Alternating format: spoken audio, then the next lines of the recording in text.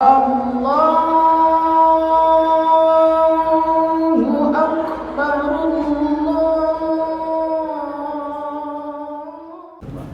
Bismillahirrahmanirrahim. Assalamualaikum warahmatullahi wabarakatuh. Waalaikumsalam warahmatullahi wabarakatuh. Alhamdulillahilladzi arsala rasulahu bil huda wa dinil haqq liyudhhirahu 'alad dini kullih wa kafaa billahi shahida.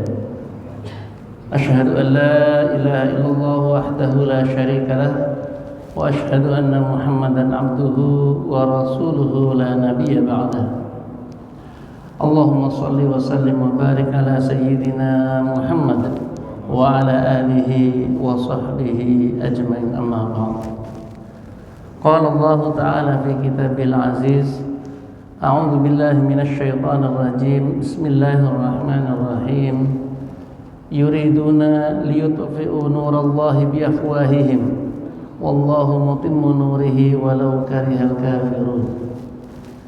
Walladzi arsala rasulahu bil huda wa dinil haqq liyudhhirahu 'alad dini kullih walau karihal musyrikun. Shadaqallahul 'azim. Rabbi shrah li sadri wa yassir li amri wa hlul 'uqdatam min lisani yafqahu qawli. Alhamdulillah, segala puji hanya milik Allah Subhanahu wa taala, Rabb sekalian alam, yang sampai pagi hari ini Allah karuniakan rahmat, taufik, hidayah dan inayahnya kepada kita semuanya. Alhamdulillah kita bisa melaksanakan salah satu kewajiban kita sebagai seorang muslim, dan alhamdulillah kita laksanakan secara berjamaah di rumah Allah yang mulia ini. Semoga semua amal kita hari ini diterima di sisi Allah Subhanahu wa taala. Amin amin ya rabbal alamin. Salawat dan salam tak lupa kita aturkan untuk junjungan kita Nabi besar Muhammad sallallahu alaihi wasallam beserta para keluarga, para sahabat dan para pengikut yang senantiasa selalu istiqomah di jalannya, dan insyaallah kita akan senantiasa berikhtiar selalu istiqomah ila akhirul hayat, sampai akhir dari hayat kita. Bapak-bapak jamaah Masjid Baitul Izzah Klaster Arafah yang dirahmati Allah Subhanahu wa taala, sebelumnya izinkan saya menyampaikan penghormatan kepada segenap ketua DKM, pengurus yayasan, tokoh agama, tokoh masyarakat, dan semua jamaah satu persatu dengan tidak mengurangi rasa takzim saya kepada bapak-bapak sekalian. Beberapa waktu yang lalu saya disampaikan sama Pak Kuswadi untuk menyampaikan mungkin rangkaian peristiwa dan demi peristiwa. Nah, saya sih kalau menyampaikan rangkaian peristiwa dan demi peristiwa yang mungkin dalam istilah kita disebut dengan sejarah ataupun sirah ataupun tarikh, itu sesuatu biasanya yang gampang dan mudah dicerna, dan sebenarnya mungkin sudah sering disampaikan, tetapi ada baiknya perlu diulang untuk memberikan satu rasa dan rasa dan semangat. Misalkan tadi alhamdulillah dalam sholat subuh tadi membaca salah satu surat Al-Kautsar, misalkan inna a'tainakal kautsar fasholli li rabbika wanhar, dan bersolatlah kamu dan berkorbanlah. Itu ayat itu berkaitan dengan hari raya Idul Adha. Jadi perintah kurban itu tidak lagi perintah dari hadis, tapi perintahnya dari Al-Quran. Diumumkan tadi sudah sapi yang ke-12. Masya Allah, subhanallah. Karena memang tidak ada ibadah yang paling disukai oleh Allah dan Rasulnya di hari raya Idul Adha atau hari raya Nahar kecuali menumpahkan darah, artinya menyembelih hewan kurban. Itu luar biasa, itu pahalanya luar biasa. Nanti akan ada babnya yang akan membahas masalah itu dan mengingatkan kurang dari sepekan. Artinya kalau hari ini tanggal 2 Juni, kalau saya tidak salah tanggal 7 atau tanggal 8 sudah masuk 1 Dzulhijjah. Para sahabat-sahabat kita, saudara-saudara kita, tetangga-tetangga kita yang sudah berangkat ke Arab Saudi sudah siap-siap akan melaksanakan haji, ibadah puncak dari rukun Islam yang kelima. Nah, itu kaitannya dengan sejarah. Dan kalau bicara sejarah nanti akan ada pembahasannya insyaallah oleh ustadz yang lain terkait masalah peristiwa-peristiwa yang kemudian dikaitkan dengan hari raya Idul Adha terkait perjuangan Nabi besar Nabi Ibrahim alaihissalam, yang setiap salawatnya kita sandingkan, kita samakan, kita sejajarkan dengan Sayyidina Muhammad Rasulullah Sallallahu Alaihi Wasallam. Dan pesan pada saya adalah lebih khusus untuk membahas masalah keindonesiaan. Meskipun ini ada satu rangkaian peristiwa yang tidak bisa dipisahkan, tetapi saling terkait antara satu dengan yang lain. Jadi kalau kita bicara sejarah atau satu peristiwa terjadi masa lalu, ada peristiwa yang terkait dengan waktu, ada peristiwa yang terkait dengan tempat. Artinya ketika Rasulullah SAW diutus, kira-kira di kita ngapain?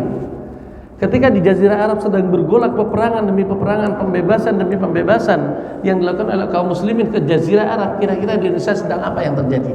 Karena ada kaitannya perbedaan jarak.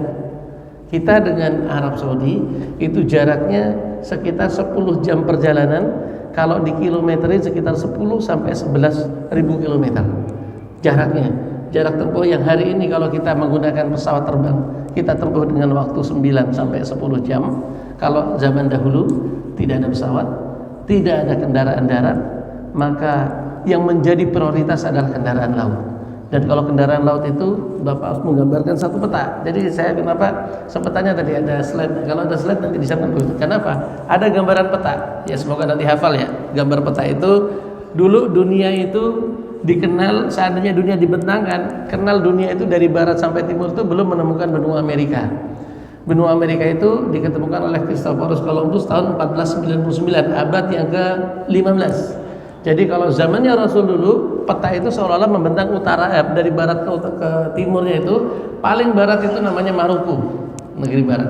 Dan paling timur itu adalah Indonesia. Ada istilah Indonesia namanya Papua Nugini, tapi itu satu rangkaian di pulau Papua. Nah, itu kan satu pulau itu ya. Jadi membentangnya segitu. Setelah itu ada Samudra Pasifik, sebelah kiri ada Samudra Atlantik, baru ada benua Amerika yang pada peta saat itu belum ada. Jadi kalau peta-peta sebelum 1500 tidak ada daratan benua Amerika. Jadi ada satu batasan wilayah yang wilayah itu sangat terpisah jauh antara kita dengan turunnya wahyu, yaitu di Jazirah Arab. Jadi kalau di Jazirah Arab itu kawasannya sekarang dikenal dengan istilah Timur Tengah. Di situ dimulai dan di situ diakhiri. Di situ dimulainya cahaya Islam dengan dibawa oleh Rasulullah SAW. Bahkan kehidupan awal manusia juga diawali dari situ. Pertemuan Adam dan Hawa itu ada di Jabal Rahmah. Di Mekah juga pertemuannya. Bait yang pertama, rumah yang pertama dibangun di muka bumi yang diperintahkan Allah juga adalah Masjid Baitul Haram, Masjid Al-Haram. Ya di situ juga. Jadi di situ dimulai. Dan nanti di situ pula diakhiri. Tetapi di situ ini bukan di Jazirah Arab pas, tapi ke atas sedikit, yaitu di bumi Syam. Di bumi Syam itu nanti akan berakhirnya dunia ini. Peristiwa berakhirnya dunia menjadi satu peristiwa yang harus kita yakini, yang di dalam kaidah kita dikenal dengan istilah rukun iman kepada hari akhir. Rangkaian hari akhirnya sudah ada. Kenapa akhirnya kita tahu di situ? Karena nanti di situ terjadi satu malhamah kubro, perang besar, di mana perang besar itu umat Islam di bawah kepemimpinan Al-Mahdi yang di dalamnya ada Allah turunkan Nabi Isa alaihissalam akan melawan dengan orang-orang yang berafiliasi dengan Al-Haq dan Al-Batil, yang Al-Haq dipimpin oleh Al-Mahdi, yang Al-Batil dipimpin oleh Al-Masih Ad-Dajjal. Itu dalam doa-doa kita diajarkan kan, bahwa kita selalu berdoa untuk berlindung dari kekejaman Al-Masih Ad-Dajjal. Nah itu bagian dari keimanan tuh. Jadi rangkaian peristiwanya seperti itu, dan rangkaian tepatnya yang saya sampaikan tadi, kita berada di belahan timur, sementara Rasulullah SAW pertama kali sinar Islam di Jazirah Arab, di wilayah Timur Tengah, tidak terlalu barat, tetapi dia di tengah, namanya juga Timur Tengah. Jadi kalau ditarik jarak antara Mekah ke kita, ke Indonesia itu 9 jam perjalanan, tetapi antara Arab Saudi ke Maroko yang sebelah barat itu sekitar 5 sampai 6 jam perjalanan. Jadi kira-kira sama. Jadi memang nanti pusaranya ada di situ. Gitu. Kemudian kalau kita berbicara tentang sejarah, ada fase-fase yang sebenarnya sangat menarik di setiap waktu dan di setiap zaman. Kalau kita rentetannya bagi seorang Muslim, maka paling nyaman itu kalau kita tidak mempelajari terlalu jauh. Kalau kemudian seorang sejarawan yang mempelajari sampai Pithecanthropus erectus dan segala macam kejauhan. Kalau kita belajar bagaimana kemudian mengajarkan pada kita sejarah itu ada peristiwa-peristiwa yang terjadi sebelum Rasulullah SAW diutus. Itu kalau sekarang media belajar itu udah banyak. Salah satunya YouTube ya. Di situ ada ceramah-ceramah Ustadz Abu Humairah cukup bagus yang saya baca. Itu peristiwa bagaimana menceritakan kisah Nabi Adam sampai dengan Nabi Muhammad. Wabil khusus kalau dipotong penggalannya, peristiwanya itu adalah Nabi Adam sampai Nabi Isa. Nanti Nabi Muhammad bab khusus misalkan. Jadi dari Nabi Adam sampai dengan Nabi Isa. Itu mungkin suatu cerita yang sangat panjang. Satu Nabi itu bisa 1,5 jam, berarti tinggal dikalikan dengan 24 Nabi dan Rasul. Jumlah Nabi apakah 25? Enggak. Rasul menyampaikan jumlah Nabi itu 124.000, jumlah Rasul 315. Tetapi yang wajib diketahui yang ada di dalam Al-Quran, baik itu sendiri atau bersama-sama, itu ada 25 Nabi dan Rasul. Penutup Nabi dan Rasul yang wajib diketahui adalah Nabi Muhammad SAW. Jadi ada peristiwa dari Nabi Adam sampai dengan Nabi Isa alaihissalam. Saya sendiri karena salah satu hobinya jalan-jalan, hampir setiap tempat itu kadang kalau sudah ada tempat itu gergetan pengen dikunjungi. Pernah ke Turki itu di sebelah timurnya ada namanya kota Sanli Urfa. Di Sanli Urfa itu ada tempat kolam tempat Nabi Ibrahim dibakar. Ada tempat Nabi Ayub gitu kan. Nah, belum nanti di Syam. Pusaran Nabi dan Rasul itu berada di daerah timur. Gitu. Ada 4 nabi dari Jazirah Arab, sisanya nabi-nabi dari Bani Israel. Sebelumnya ada Nabi Adam, Idris, Nuh. Kemudian yang kedua, setelah kita bicara waktu, setelah Nabi Isa baru nanti ada diskusi pembicaraan khusus atau diskusi tentang Rasulullah SAW. Rasulullah SAW ini dibagi menjadi fase sesuai dengan usianya. Usia Rasul berapa? 63. Usia Rasul 63 tahun. Kita belah menjadi 2 antara usia kenabian dan usia sebelum kenabian. Sebelum kenabian itu berarti antara 0 sampai 40 tahun. Itu ada riwayat-riwayatnya. Sebelum persiapan, belum kenabian dan seterusnya. Peristiwa kenabian itu di tahun ke-40 sampai usia 63 dibagi menjadi 2 lagi. Ada peristiwa yang namanya dakwah sirriyah atau kita kenal dengan Makkiyah. Fase Makkiyah itu berdurasi selama 13 tahun. Usia 40 sampai usia 53. Jadi kalau sampai usia Rasul 53, jangan ditanya itu tahun hijriahnya berapa. Enggak ada tahun hijriahnya karena belum dimulai. Umar bin Khattab itu beristihad memulai tahun hijriah itu dari hijrah. Nah, kemudian fase yang kedua dipisahkan oleh hijrah. Ketika hijrah itu perintah, yaitu usia 53 sampai 63. Nah, barulah dimulai tahun ke-1 Hijriah. Jadi kalau ditanya Rasulullah SAW menerima wahyu tahun berapa Hijriah? Tidak ada. Yang ada adalah Rasul menerima wahyu di usia ke-40. Kemudian dakwah sirriyah tadi ada 2 fase. Fase sirriyatul dakwah dan jahriyatul dakwah. Sirriyah itu dakwah secara sembunyi selama 3 tahun, jahriyah selama 10 tahun. Peristiwanya banyak di situ, bisa dipelajari di kitab-kitab sirah. Dan yang menarik adalah fase dakwah madaniyah, ketika Rasul sudah membentuk satu institusi sendiri di satu kota yang berawal nama Yasrib berubah menjadi Madinah. Nah, fase madaniyah selama 10 tahun dibagi menjadi 2, 5 tahun, 5 tahun. 5 tahun pemisahnya itu adalah perang Ahzab. Karena setelah perang Ahzab itu Rasul menyampaikan suatu ungkapan yang sangat terkenal di kalangan sahabat, yang Rasul mengatakan setelah hari ini kita yang mendatangi mereka. Jadi 5 tahun pertama bertahan. Semua peperangan itu terjadi penyerangan. Perang Badar, perang Uhud. Uhud itu di sebelah Madinah. Bagi yang sudah pernah safar atau pernah umroh dan haji, itu pasti tahu di Bukit Uhud itu di daerah kota Madinah. Jadi Badar itu serangan dari arah Quraisy Mekah menuju Badar, yang awalnya Rasul ingin menahan kafilah Abu Sufyan di Badar. Jadi Badar, Uhud, Ahzab itu perang-perang besar yang terjadi 5 tahun pertama. Dan masuk 5 tahun yang kedua, ketika Rasul mengatakan setelah hari ini kita akan mendatangi mereka, maka tahun-tahun itu adalah tahun-tahun ekspansi.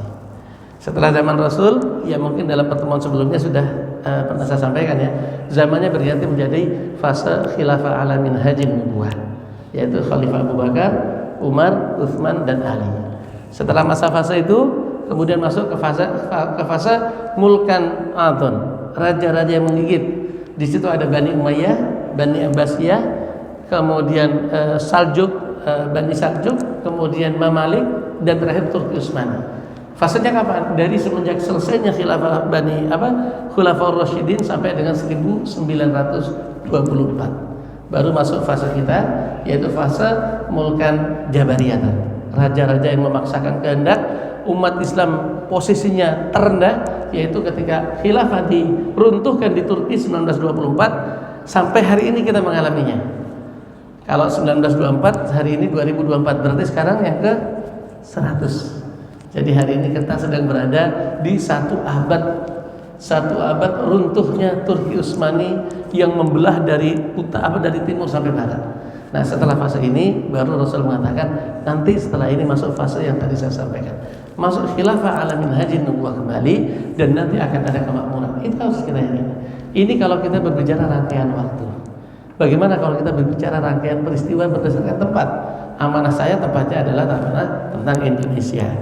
Tadi kalau untuk cerita-cerita masalah sejarah-sejarah para sahabat, kemudian sejarah kejadian-kejadian pada zaman sahabat, itu saya mendengarkan ceramah-ceramah Ustaz Khalid Basalamat cukup bagus. Sangat bagus gitu loh, karena memberikan banyak informasi. Karena kalau di YouTube itu waktu Bapak juga habis. Satu hari target mendengarkan satu ceramah juga udah banyak gitu loh. Nah, itu ilmu kita udah akan banyak. Nah, tetapi kalau kita tarik sejarahnya ke arah wilayah yang lain, wilayah timur, yang hari ini kita kenal dengan Indonesia, yang waktu itu bernama Nusantara, gitu kan? Maka ada yang lebih fase. Yang lebih fase itu adalah orang yang memang tidak lepas dari kedaerahan. Indonesia itu 41% itu sukunya suku Jawa. Jadi kalau saya voting pun kayaknya di sini juga banyak suku Jawa, ya nggak? Suku Jawa itu kalau kita ketik di Google menguasai 41% penduduk Indonesia di antara 300-an suku. 718 suku. Jadi kita tuh ada 718 suku, ada 1.300 bahasa, ada 17.000 pulau. Bersatu dalam satu kesatuan yang bernama Negara Kesatuan Republik Indonesia. Tetapi mayoritasnya adalah Jawa. 41% sukunya Jawa. Nah, karena kita bermayoritas suku Jawa, maka Ustadz yang saya tahu paling bagus menyampaikannya adalah Ustadz Salim Afillah. Itu YouTube-nya juga banyak membahas tentang peristiwa-peristiwa di Jawa. Kenapa?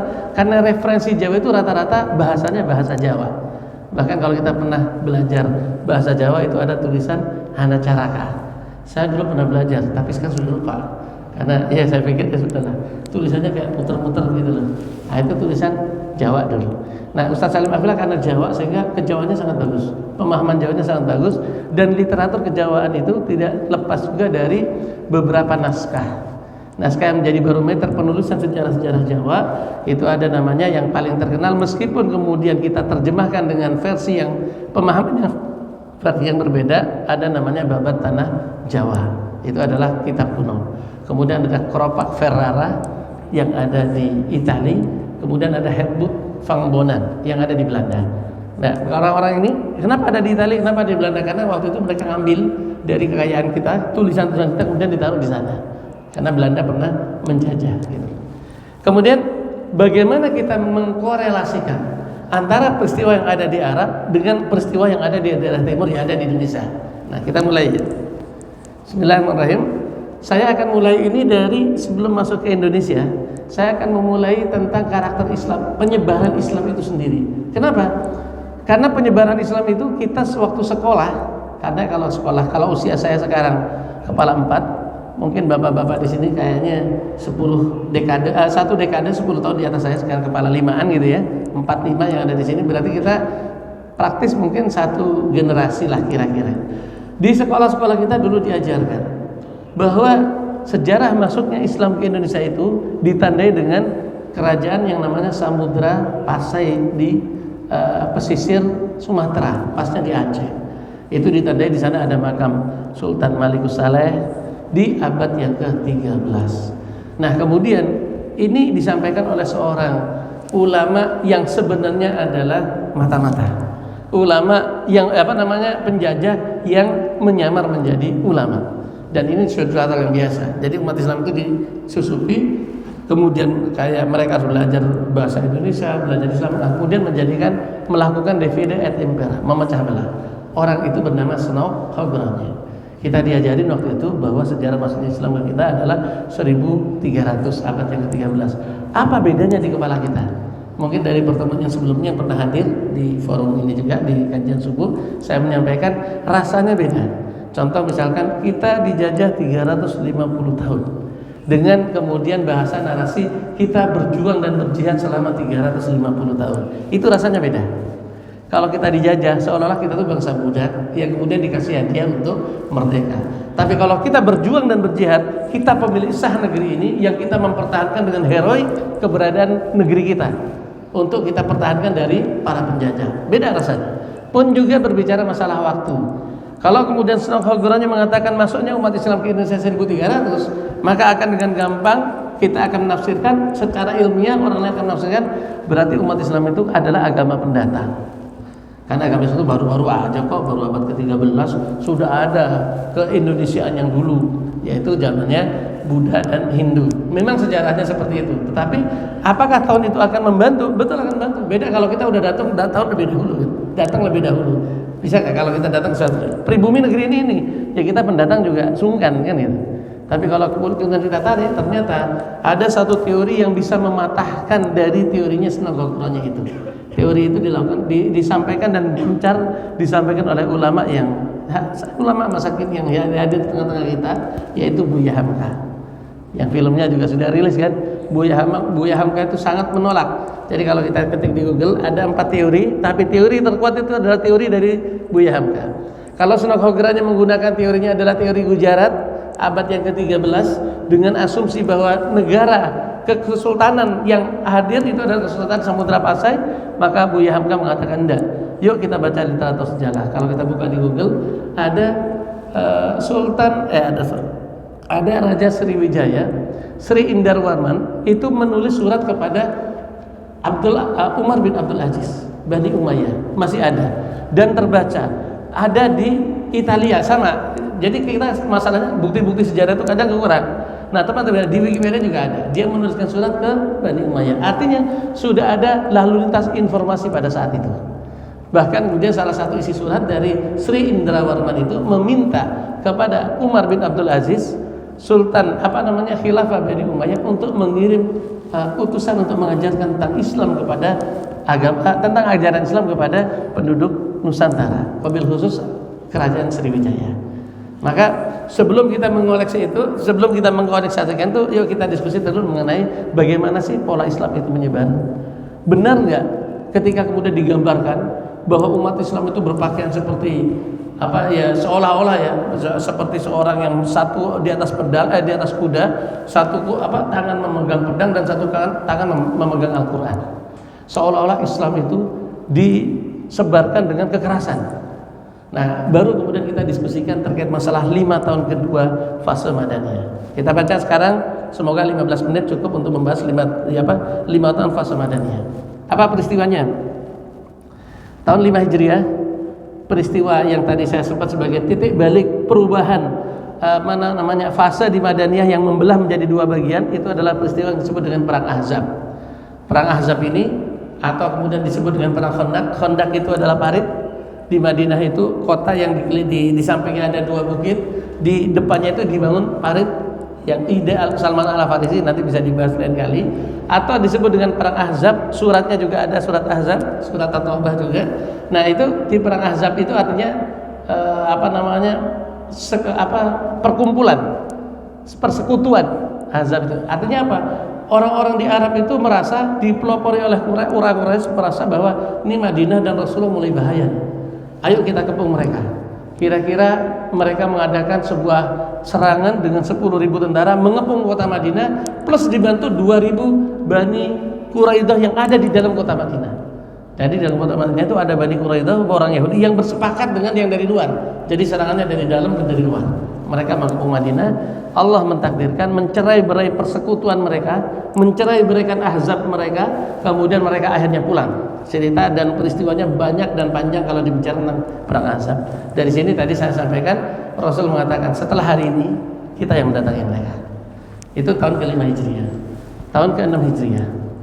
Tahun ke-6 Hijriah Rasulullah SAW itu menggunakan pakaian ihram bersama dengan 1.500 para sahabat berangkat dari Madinah ke Mekah. Untuk apa? Untuk melaksanakan ibadah umroh.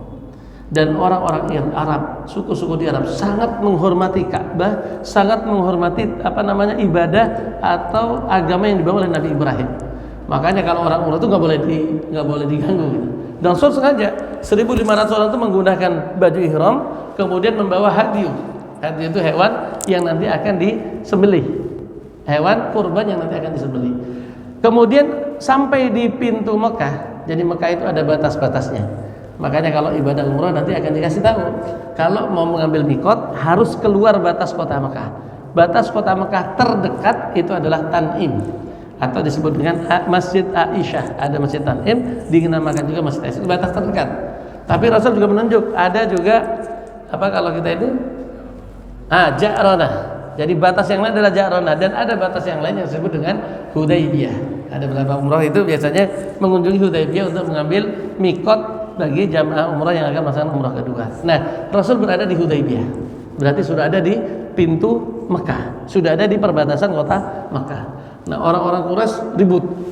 Ini Rasul membawa 1.500 orang mau masuk kota Mekah, mau ibadah. Kalau bahasanya orang Quraisy gini, tahun lalu kita bawa 10.000 pasukan, kita kepung Madinah, kita kalah.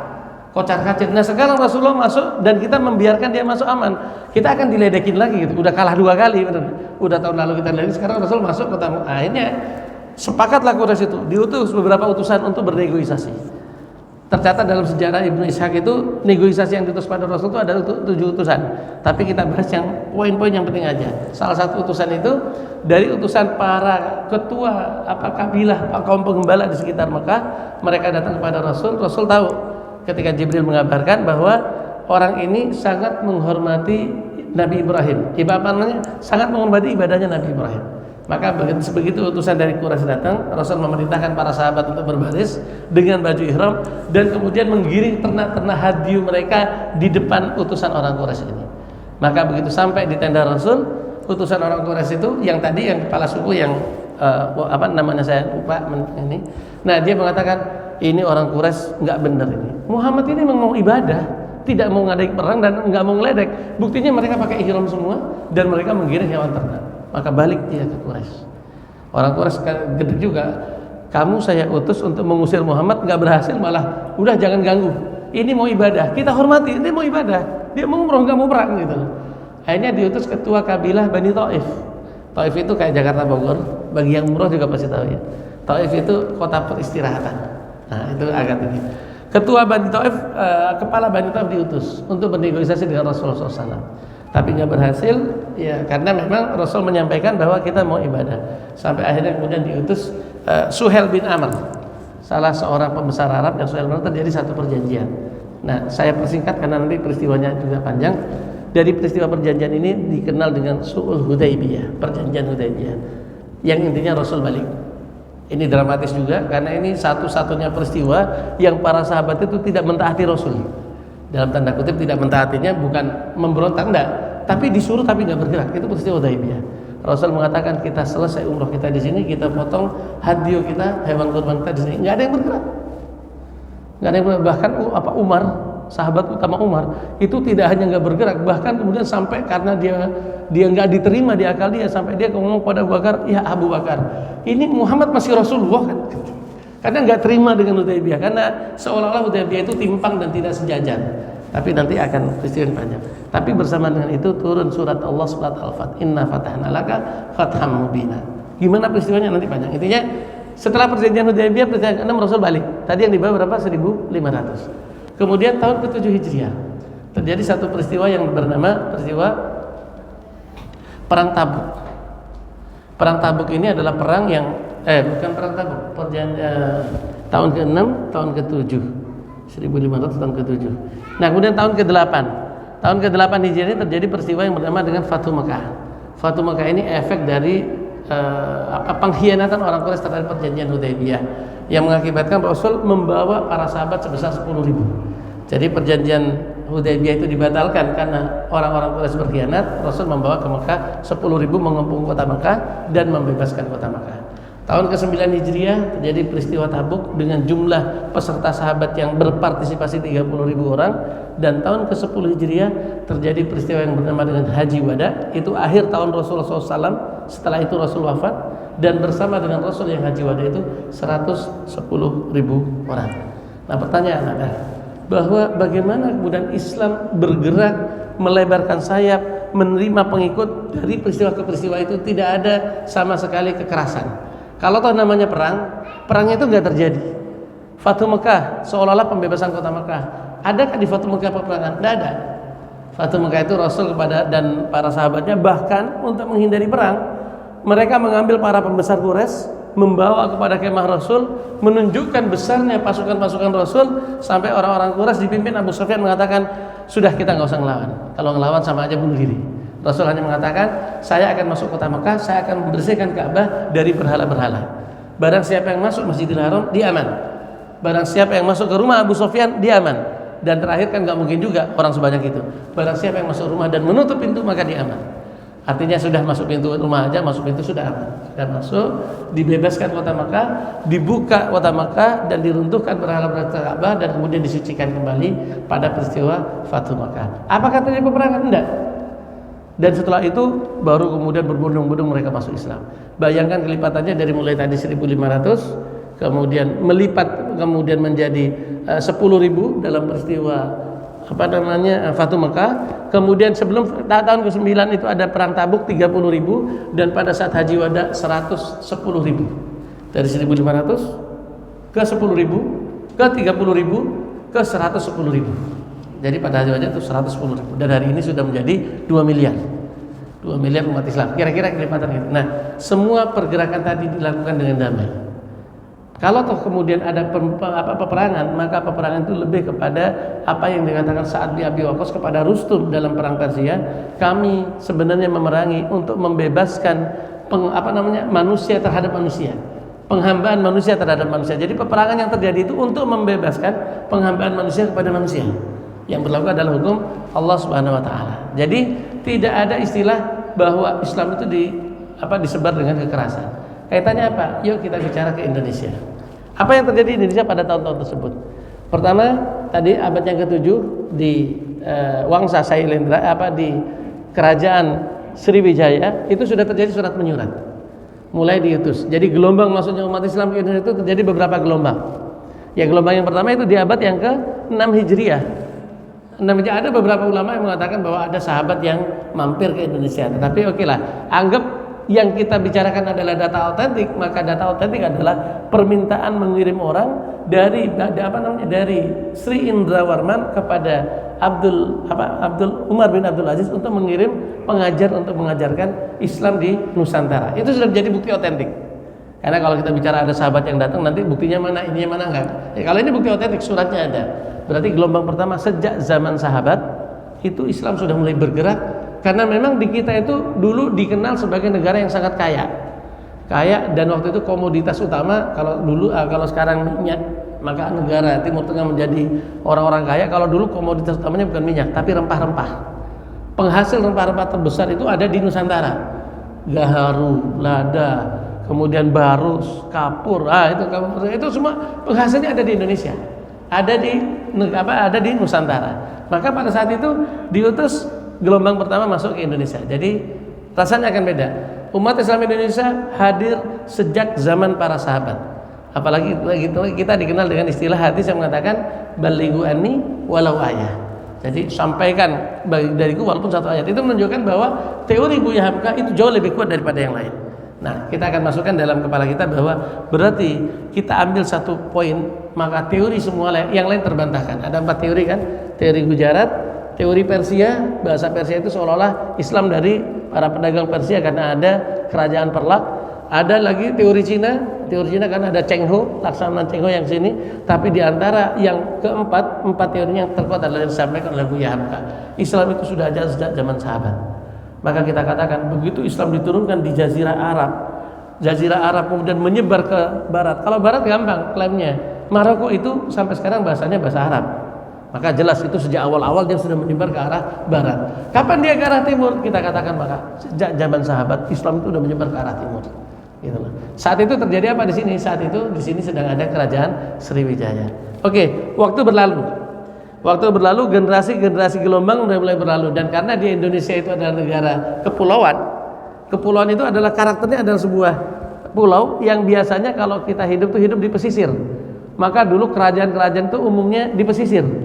Ada kerajaan Demak, Gresik, itu kan Tuban, Sunda Kelapa, Cirebon. Nah, kalau Bapak ingat di peta Jawa kan, kalau saya jalan-jalan tahu ya, itu apa namanya, kota-kota yang saya sebutkan itu semua pesisir.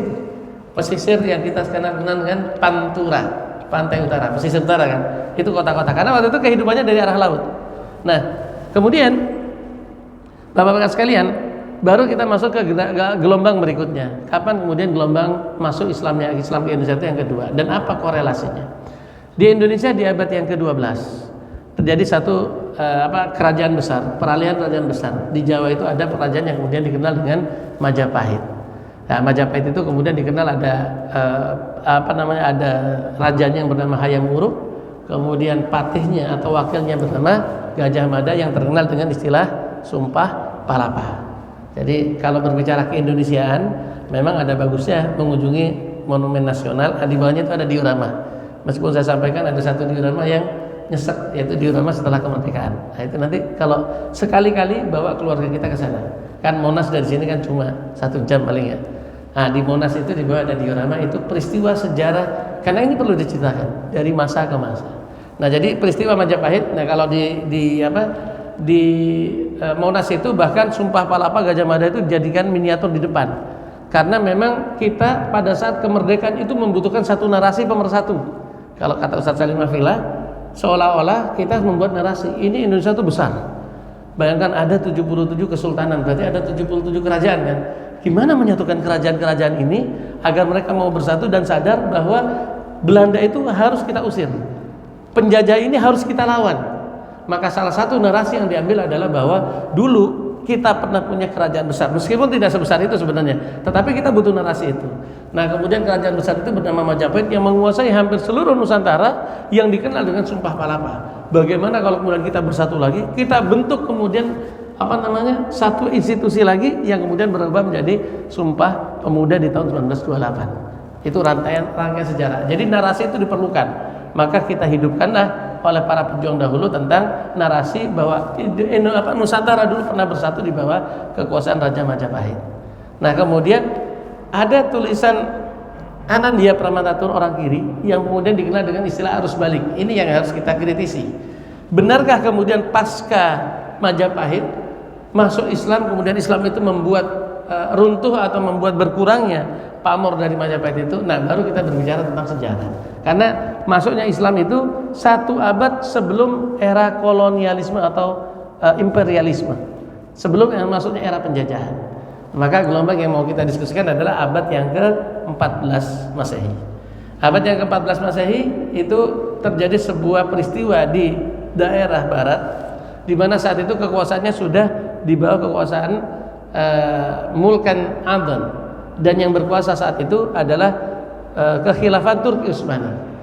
Jadi abad yang ke-14 mungkin kita dikenal dengan peristiwa ada pembebasan Konstantinopel. Abad yang ke-15 1453 itu pembebasan Konstantinopel oleh Muhammad Al-Fatih. Saat itu Turki Utsmani belum menjadi kekhilafahan, dia masih kesultanan. Apa bedanya kesultanan kekhilafan? Kalau kekhilafan itu diakui oleh mayoritas umat Islam di seluruh dunia, dan umumnya kekhilafan itu membawahi Mekah dan Madinah. Jadi saat itu Mekah dan Madinah belum dimiliki oleh Turki Utsmani, masih dimiliki oleh Bani Mamalik yang berpusat di Mesir.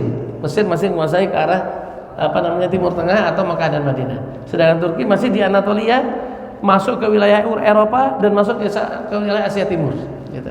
Nah, jadi pada saat itu kemudian di Turki Utsmani saat itu setelah pembebasan Konstantinopel oleh Muhammad Al-Fatih melakukan ekspansi ke Eropa dan ke Asia Timur.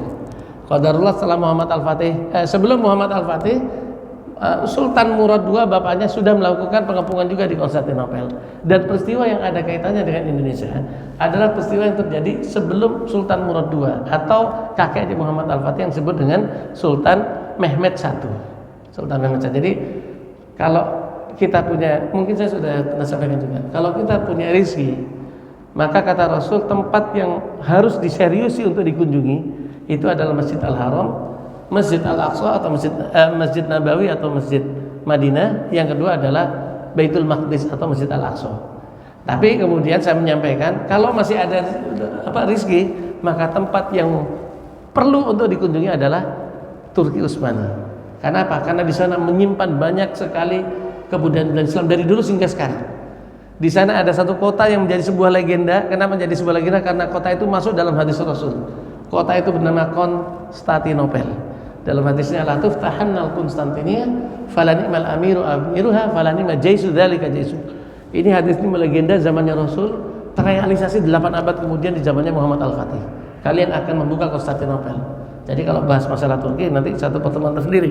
Karena Turki itu dari hadis ini Konstantinopel dibuka, kemudian muncul Turki Utsmani sebagai generasi penerus yang akan meneruskan kekhilafahan pasca Bani Mamalik.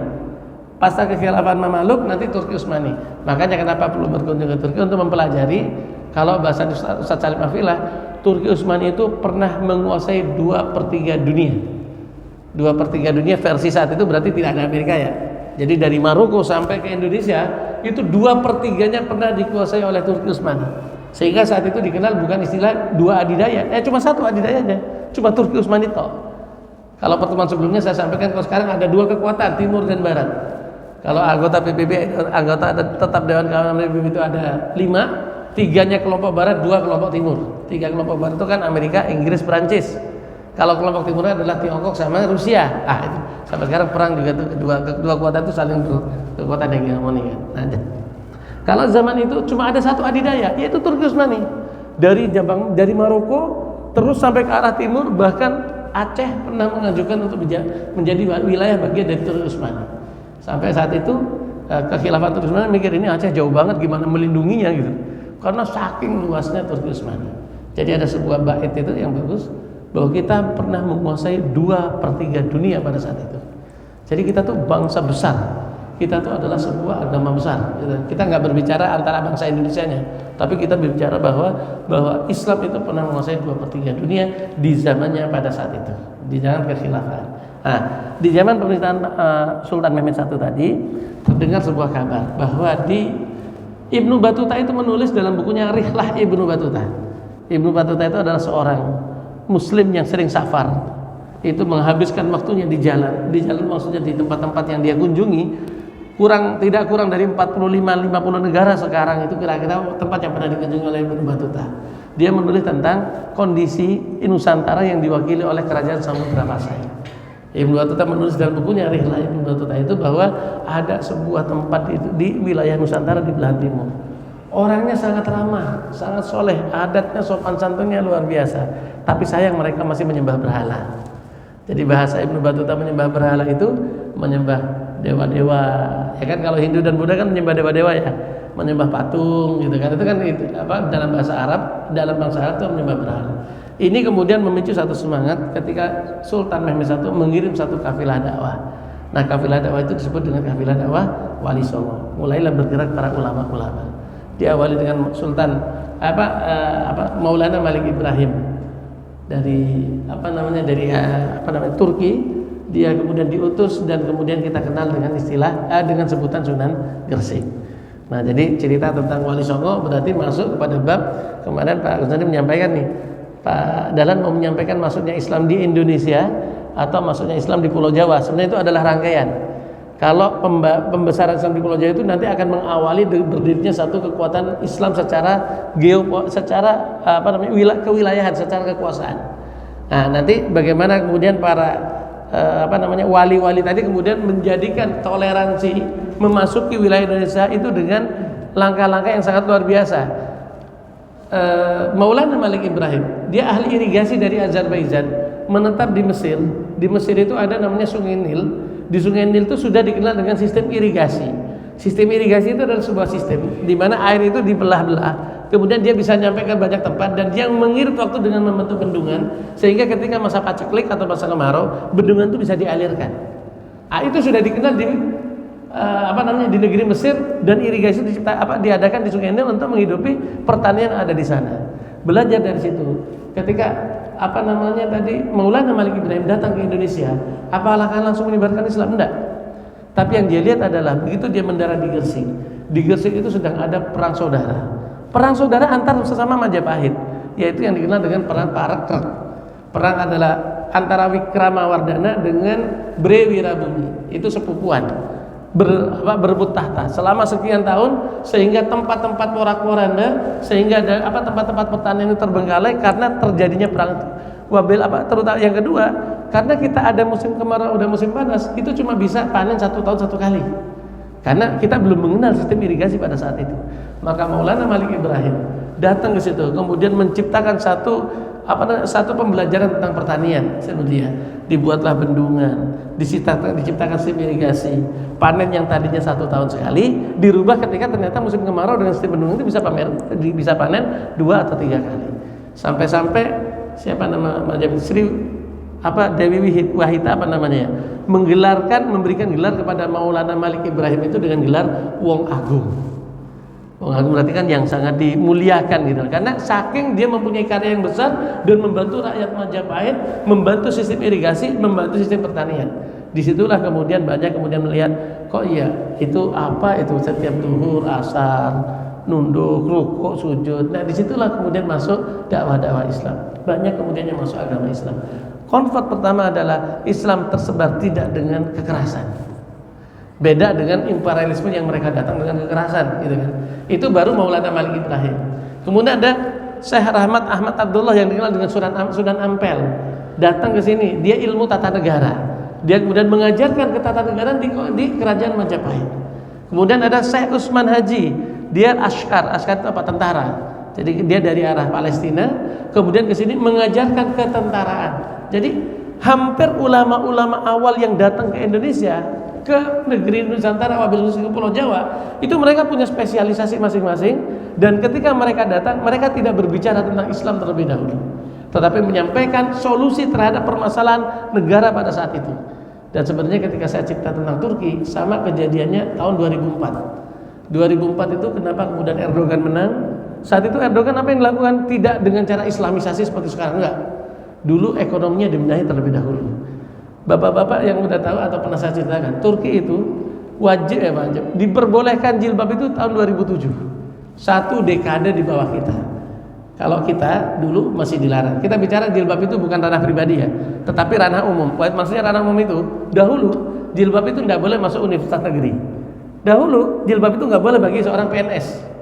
Mungkin kalau angkatan harusnya tahu. Tahun 94, 95, 96 baru diperbolehkan. Nah kalau kesini udah marah. Kayaknya kalau Ramadan artis yang biasa nggak pakai jilbab itu juga jadi malu juga, akhirnya pakai jilbab semua. Itu bukti tentang kenaikan grafik Islamnya akan naik. Sebaliknya kalau di Turki 2004 ketika Erdogan memimpin Turki dan menjadi Perdana Menteri, bahkan dia masih menyekolahkan anaknya di luar negeri.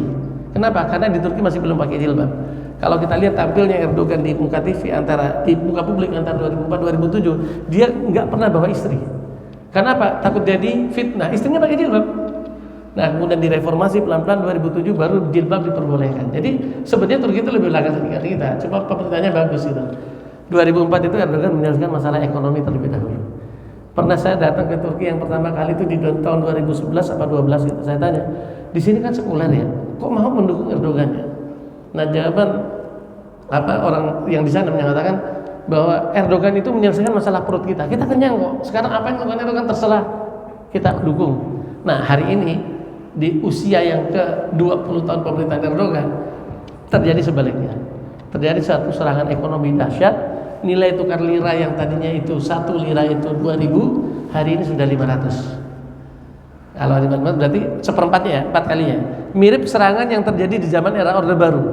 Dolar yang tadinya 2.000 jadi 16.000, 8 kalinya. Kira-kira kalau sekarang Turki itu 4 kalinya. Ya kalau 1 lira itu 2.000, berarti 1 lira itu kira-kira 1 dolar itu 8 lira. Hari ini 1 dolar itu 8 kali 4. Berapa? Berarti 32 lira. Jadi kalau dulu kita 1 dolar 2.000, ketika serangan ekonomi itu menyerang 1 dolar 16.000. Akhirnya goyang. Nah sekarang Turki sedang seperti itu. Maka saya juga deg-degan juga di 2004 terakhir saya ke Turki kemarin, di pilkada, di pemilu 2023 Erdogan menangnya tipis. Di pilkada kan ada pemilihan umum, ada pilkada. Pemilihan umum itu pemilihan presiden. Pilkada itu pemilihan daerah, pemilihan lokal. Kayak kita kan ada pilkada. Di pilkada itu AKP udah banyak tempat yang kalah. Sebabnya apa? Sebabnya juga karena diserang secara ekonomi. Nah, kita balik ke zamannya para wali ya. Para wali itu datang ke Indonesia tidak dengan cara menyebarkan agama terlebih dahulu, enggak, tapi dengan cara menyelesaikan permasalahan mereka satu persatu. Mulai dari perkawinan, nanti ada putri raja-raja yang kemudian dinikahkan, yang ketika tahtanya diterima maka convert semua masyarakatnya memeluk agama Islam. Gitu. Nah, jadi perubahan umat Islam yang ada di Nusantara dari Hindu dan Buddha selama kurang lebih 1 abad itu diawali abad yang ke-15. 1404 itu adalah awalnya sampai dengan 1500, berarti kan kurang lebih 1 abad, 50 sampai 100 tahun. Itu kemudian bergeraknya para ulama-ulama dari arah kekuasaan Turki Utsmani ke Nusantara yang kemudian mengkonvert penduduk Indonesia dari Hindu dan Buddha menjadi agama Islam, gitu. Dengan berbagai macam caranya. Dan kalau kemudian kita cita Jawa, udah suruh ya. Dikit lagi ya. 2 menit, 3 menit lagi ya. Kan kalau kita berbicara masyarakat Jawa, kenapa tadi kita bicara lebih khusus Indonesia bicara masyarakat Jawa? Karena Jawa itu representasi 40%-nya dari Indonesia. Makanya Jawa itu ketika ada istilah zaman Pak Harto itu adalah transmigrasi, perpindahan dari satu pulau karena Jawa terlalu padat disebar ke banyak pulau. Maka hari ini akan kita dapati di berbagai macam pulau orang Jawanya ada. Di berbagai macam pulau selalu ada, dan orang Jawa itu selalu menjadi pendatang, tapi dia bisa berbaur dengan yang lain karena memang karakter orang Timur, orang Nusantara itu memang guyup, rukun, kemudian santun gitu loh. Itu yang disampaikan oleh Ibnu Battuta di dalam kitab Rihlah Ibnu Battuta gitu. Makanya kemudian kita sangat disenangi dimanapun gitu. Nah, kemudian kembali ke masalah ke-Indonesiaan tadi, rentetan peristiwa ini akan mengawali sampai hadirnya kita hari ini sebagai negara yang merdeka. Kenapa rentetan peristiwa ini tadi diawali dari pembentukan kafilah dakwah yang bernama Wali Songo di Jawa, konvert penduduk Jawa, kemudian muncrat atau ke seluruh pulau-pulau yang lain. 1 abad kemudian dimulai imperialisme atau kolonialisme. Abad yang ke-16 itu dari Eropa mulai melakukan imperialisme. Imperialisme itu ke barat dan ke timur. Kalau pertemuan sebelumnya saya ceritakan bagaimana suku Indian yang habis di Amerika, jumlahnya waktu itu 50 sampai 100 juta habis. Hari ini tinggal di Amerika bawah, Amerika Latin, dan di sebelah dan pun juga tetangga kita suku aborigin yang berjumlah 8 sampai 20 juta hari ini tinggal 50 ribu. Dan itu pun kalau bahasa saya kemarin dilestarikan, kalau bahasanya dikonservasi, baru gitu. Dikonservasi itu maksudnya dibudayakan ya, jangan sampai punah nih suku gitu kan. Itu jumlahnya sekarang cuma 50 ribu aja suku aborigin. Dari jumlah 8 juta sampai 20 juta. Itu dahsyatnya, ganasnya imperialisme dan kolonialisme. Sedangkan di Indonesia, di Nusantara, suku kita masih ada semua. Yang ada suku penjajah. Di Australia apakah pakai bahasa asli? Enggak, bahasanya sudah bahasa penjajah, yaitu bahasa Inggris. Pun juga di Amerika apakah ada bahasa India? Enggak, sekarang pakai bahasa orang-orang Eropa. Tapi di Indonesia kita malah enggak ada yang kenal bahasa Belanda kan. Enggak ada kenal, berarti kita Allah memerdekakan kita dengan kemerdekaan, menganugerahkan kemenangan jihad kita dengan kemerdekaan. Nah, rentetannya simpel. 1 abad dimulainya kolonialisme, mulai abad awal menyongsong kedatangan imperialisme itu ada deretan para pahlawan kita. Ada Kemal Hayati, ada Pati Unus, ada Fathullah atau yang memenangkan perang Sunda Kelapa gitu kan. Nah, kemudian itu deretan awal, berlanjut ke abad yang ke-16. Di situ ada sultan-sultan, mulai dari Sultan Ba'abullah, Sultan Iskandar Muda, Sultan Ageng Tirtayasa dari Banten kan, Sultan Agung dari Mataram, Sultan Malikus Saleh ini zaman itu. Abad ke-18 mulai ada peristiwa berlanjut generasi berikutnya. Ada Pangeran Diponegoro dari Jawa Tengah, ada Tuanku Imam Bonjol dari Sumatera, kemudian ada Patimura, Sultan Hasanuddin dari Makassar. Berlanjut ke estafet berikutnya, ada Kiai Haji Agus Salim, menurunkan lagi ada Kiai Haji Ahmad Dahlan, ada Hasyim Asy'ari, yang kemudian estafet itu dilanjutkan dengan para pemuda yang dikenal dengan peristiwa Sumpah Pemuda, dilanjutkan oleh generasi-generasi muda. Jadi peristiwa perjuangan Indonesia untuk melawan imperialisme penjajahan dari abad yang ke-16 tadi selama 350 tahun itu bersambung. Bersambung itu bersambung satu sambungan sejarah, yang sambungan sejarah itu yang pada akhirnya kalau bahasa Ustaz Salim Afila bahwa kita sudah berjihad mempertahankan tanah air kita selama 350 tahun. Jadi bukan kita dijajah, ini tanah kita mempertahankan dan kita berjihad, dan Allah menutup jihad kita dengan kemenangan. Kemenangan itu dengan bersatunya 77 kesultanan dalam satu entitas. Entitas itu adalah Negara Kesatuan Republik Indonesia. Masuk ke fase kita, maka kita akan pelajari tahun 1945 kalau keindonesiaannya. Kalau dari 1945 sampai sekarang. Kenapa? Usia kita hari ini sudah masuk 80 tahun. 79 tahun tepatnya. Jadi 17 Agustus besok usia kita sebagai negara 79 tahun. Korelasi nanti akan banyak, hubungan juga akan banyak, dan kemarin pun juga saya sampaikan bahwa hubungan kita dengan hadis Rasul itu sudah makin dekat. Hadis Rasul itu menyampaikan bahwa pasca mulkan jabariyatan itu akan ada khilafah ala minhajin nubuwah. Pasca hari ini Islam akan bangkit kembali, dan kebangkitan Islam itu kata Rasul berasal dari arah timur, dan timur itu negara Islam tertimur itu adalah Indonesia. Wallahu a'lam bishawab. Bapak-bapak jamaah masjid Baitul Izzah yang saya hormati, insyaallah sedikit tadi cerita-cerita sejarah yang mungkin dikoneksikan. Saya tadi minta whiteboard, tadi mau nyatet peristiwa per peristiwa berdasarkan waktu tadi, tapi ternyata waktunya juga sudah tidak memungkinkan. Jadi mohon maaf kepada Pak Gus tadi yang sudah menyiapkan whiteboard ya. Tadinya mau melihatkan peta, karena kalau pakai peta asik nih. Kalau peta petanya di sini. Kenapa? Ini ada di sini, kita ada di sini gitu. Nah, tapi ternyata waktu tidak memungkinkan. Mungkin ini aja yang bisa saya sampaikan. Mohon maaf kalau kemudian yang saya sampaikan lompat waktu dan lompat tempat gitu. Jadi kalau nggak fokus pastinya juga bingung gitu. Dari Arab, dari Turki, pindah ke Palestina, pindah ke Indonesia, dari Jawa ke Malaka, ke Sumatera gitu. Dari waktu ini ke waktu ini. Nah, itu memang paling enak kalau dijabarkan dalam bentuk tulisan. Kalau tulisan kan tulis ya, tahun sekian terus sekian. Alhamdulillah Allah takdirkan hari ini kita sudah di penghujung usia umat Islam. Wabil khusus juga penghujung usia dunia ini. Karena Rasul mengatakan jarak antara aku dengan hari kiamat itu seperti 2 jari, sudah dekat. Itu Rasul mengatakan 1600 tahun yang lalu. Apalagi kita yang sudah 16 abad setelah Rasul, 14 abad setelah Rasul diutus, berarti makin dekat. Peristiwa makin dekat, kita butuh meyakininya. Yang perlu dipersiapkan adalah apa yang kita persiapkan, baik itu secara individu, baik itu secara sosial. Maka kita berikan apa yang kita perbuat yang lebih baik, kita lakukan yang lebih baik, insyaallah. Wallahu a'lam bishawab. Al-haqqu min rabbik fala takunanna minal mumtarin. Kebenaran datang dari Allah Subhanahu wa taala. Kesalahan datang dari diri saya pribadi sebagai manusia yang dhaif. Wabillahi taufiq wal hidayah. Assalamualaikum warahmatullahi wabarakatuh. Allah